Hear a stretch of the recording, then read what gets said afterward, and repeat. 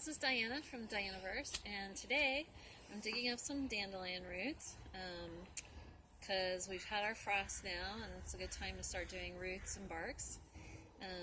I'm going to use dandelion roots for a class that's coming up on December 12th at the Burien Acupuncture Community Acupuncture Project of Burien. So if you're interested in learning how to make Mushroom Dandelion Root Chai, check out that class on my website. The link is in the profile. And this beautiful dandelion. Did you know all parts of the dandelion are edible?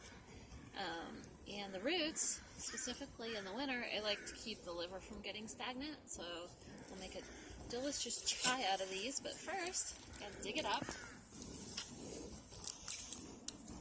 I'm using a digging fork. Doesn't destroy your roots the way a shovel might.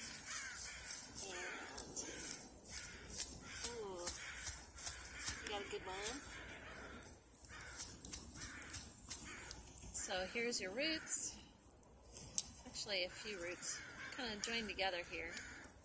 Let's see if I can make it a little more visible for you. They kind of look like that.